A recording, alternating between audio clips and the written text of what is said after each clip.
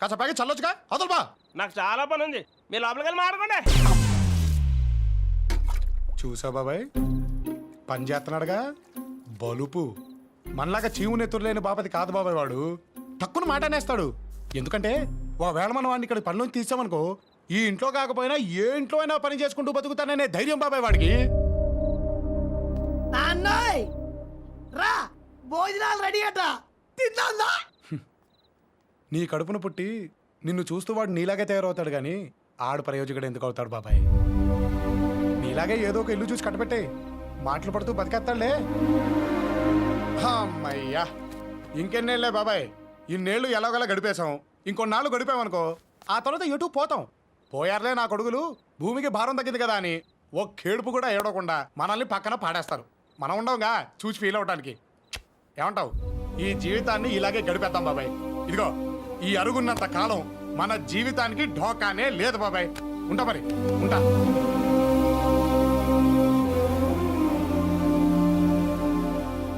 కానీ బాబాయ్, ఒక్కటి మాత్రం ఖచ్చితంగా చెప్పగలుగుతాను. బ్రతికినంత కాలం ఏం బ్రతుకురా వీళ్ళది అని నలుగురు అనుకోవడం కంటే, చచ్చిపోయిన తర్వాత ఏం బ్రతికారా వీళ్ళు అని అదే నలుగురు అనుకునేలా ట్రై చేయండి బాబాయ్. ఈ జన్మకు అర్థం ఉంటుంది.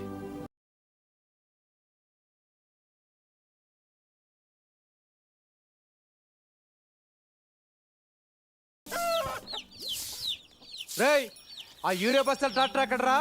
వెళ్ళిపోయారు కదండి. ఎవరు? అల్లుళ్ళు ఇద్దరు పొద్దున్నే ఆ ట్రాక్టర్ తీసుకుని పొలానికి వెళ్ళిపోయారండి. పొలం వెళ్ళారా? మా ఆయన పొలం వెళ్ళారా? ఏంటి, పొలానికి వెళ్ళారా? అల్లుళ్ళిద్దరూ పనికి వెళ్ళారా? ఎరుగట్టు పొలానికి మందు చల్లేసాం. మిగతా పొలానికి మందు సరిపోతుందో లేదో. ఎందుకైనా మంచిది ఇంకో లోటు తెప్పండి.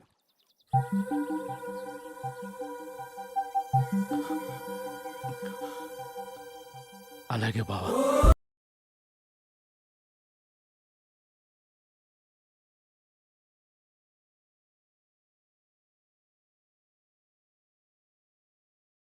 ఎదుగురుతో కూర్చారు.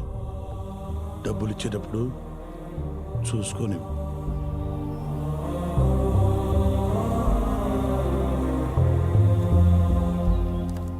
నువ్వే లెక్క చూసుకుని ఇచ్చే బావా.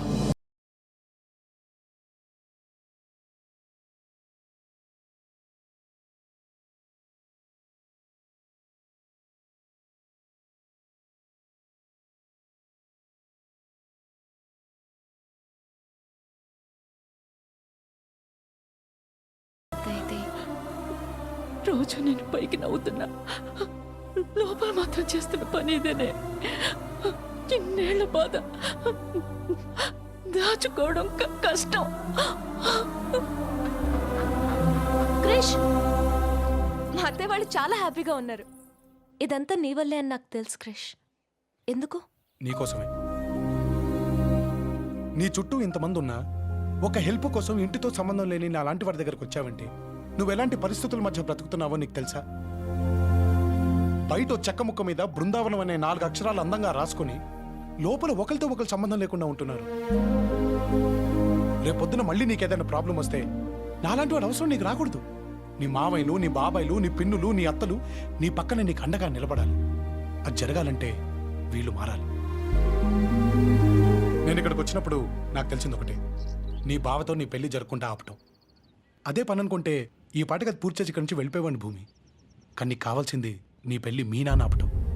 అది నీకు ఇష్టం. ఇది జరగాలంటే మీ నాన్న మారాలి భూమి.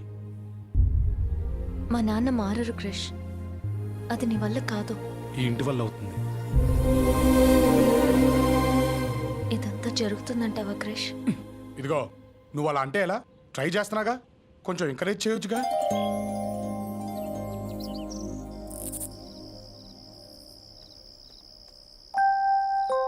ఓహో, పని మీద ఉన్నావన్నమాట.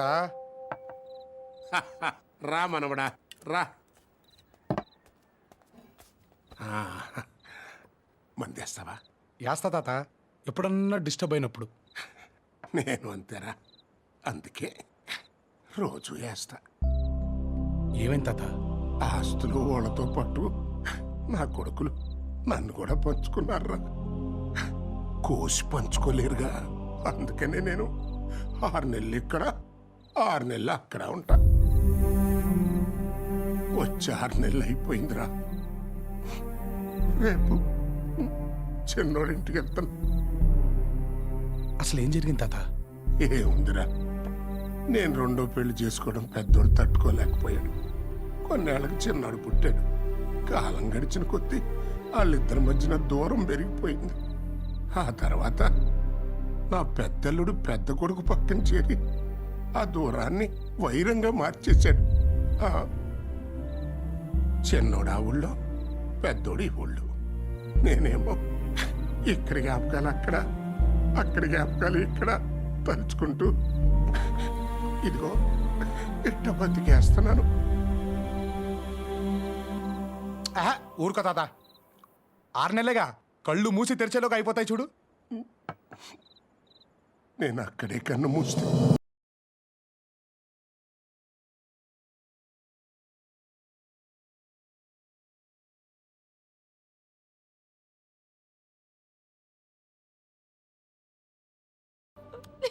ఊరుకోమ్మా.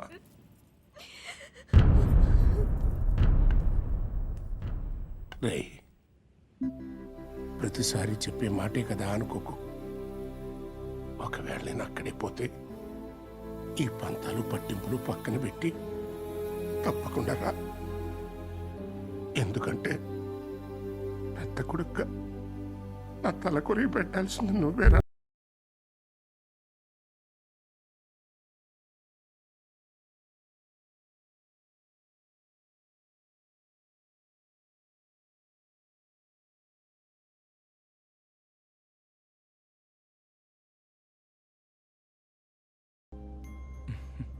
నువ్వేంట్రా ఇక్కడ?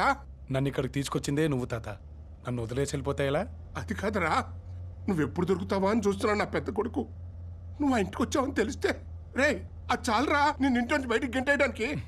అవన్నీ నాకు వదిలే తాత, నేను చూసుకుంటాను. అవును, నువ్వు ఈ 2 ఊళ్ళ మధ్య షఫ్లింగ్ కొట్టకుండా నీ 2 కొడుకులు కలిపేస్తా పోలే? అది నేను బతికుండంగా జరిగే పని కాదులేరా. జరుగుద్ది. నువ్వు నేను చెప్పినట్టు చేస్తావా? నువ్వు ఏది చెబితే దానికి సైరా మనవడా.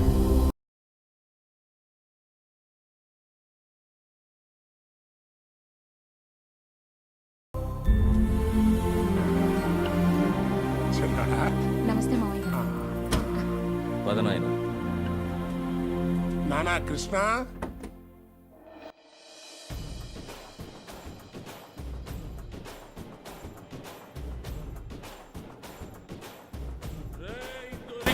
నా కొడుకు కట్టేయ్రా ఇన్ని. రేయ్ వాడిని అన్న కాబోయే అల్లుడు రా. గాని కల్లుడా, గట్లయితే ఇంకో 4 ఎక్కువ తలిగిర్రా కొడుక్కి. కానీ ఈడంటే మీ అన్నకి ఇష్టం లేదురా. ఆగండ్రా. ఏమన్నావు? వీడు మీ అన్నకి కాబోయే అల్లుడే, కానీ వీడంటే వాడికి ఇష్టం లేదురా. గానికి ఇష్టం లేదంటే మనకి ఇష్టం ఉన్నట్టే కదా. రేయ్ లోపలికి నడు. లక్ష్మి, మనవడా, చిన్న కోడలు తను మన పార్టీయే. ఈ 2 కుటుంబాలు ఎప్పుడు కలుస్తాయా అని ఎదురు చూస్తూ ఉంటుంది పాపం. భోజనాలు రెడీ చేస్తాను మామయ్య. రేయ్ నువ్వు వీడికి వచ్చినవని వానికి ఎరకనా? ఈ పార్టీ వాడికి తెలిసే ఉంటుందిలేరా. తెలియకపోతే నువ్వే వానికి చెప్పు వీడికి వచ్చిపోయినా అని.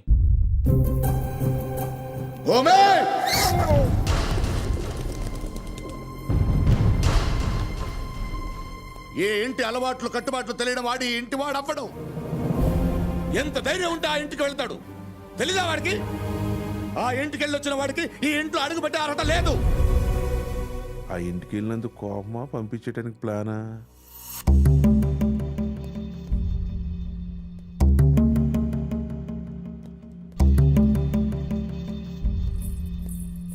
పెద్ద ఆయనకి ఛాన్స్ ఇచ్చేసాడు రా. ఏంటి క్రిష్ ఇది? ఇప్పుడు చూడు, నాన్నకు అనవసరంగా కోపం తెప్పించానా? అంటే ఇప్పుడు ఏంటి? మీ నాన్నని తిడతారా? దా వెళ్దాం. క్రిష్, అది కాదు భూమి. ఇప్పుడు ఈ ఇంటికి సంబంధించిన వాళ్ళు లేదా మీ నాన్నకి ఇష్టమైన వాళ్ళ ఇంటికి వెళ్తే కోపం రావాలి, కానీ నేను వెళ్తే కోపం వచ్చిందంటే ఎక్కడో మీ నాన్నకి నేనంటే ఇష్టం ఉన్నట్టే కదా.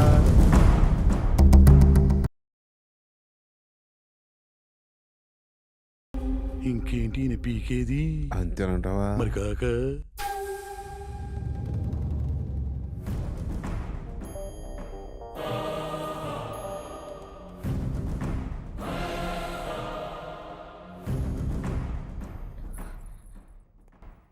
అసలు అక్కడికి ఎందుకు వెళ్ళావు క్రిష్? మీ తాత కోసం.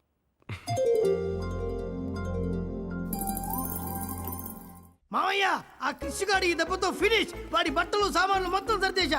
వాడిని ఇంట్లో నుంచి వెళ్ళకూడదు. యారా బాగా ఆశపడ్డట్టును మొత్తం సర్దేశావా? అంటే పెద్ద మావి కోపం చూసరికి ఈసారి గ్యారంటీ అనుకున్న ప్రామిస్. కావాలంటే భూమిని అడుగు. భూమి, ఏయ్, ఈసారి నుంచి మామయ్యని ఫాలో కాను అన్నయ్య. మిమ్మల్నే ఫాలో అవుతా. ఒక్క నిమిషం టైం ఇయ్యి అన్నయ్య. అర నిమిషంలో మొత్తం సర్దేస్తా. పో. థాంక్స్ అన్నయ్య. నేను చెప్తున్నాను కదక్క, ఖచ్చితంగా క్రిషే పడుంటాడు. నువ్వెన్నైనా చెప్పు, ఖచ్చితంగా ఇదే పడుంటుంది. ఏంటత్తయ్యలు గొడవ? అవునే, మీ లవ్ స్టోరీ ఎలా స్టార్ట్ అయింది? నాకు లవ్ స్టోరీ ఉండాలి కదా. భూమి, చెప్పు, చెప్పు, చెప్పవే. చెప్పు. ఆ రోజు నేను బస్ స్టాప్ లో నించున్నాను.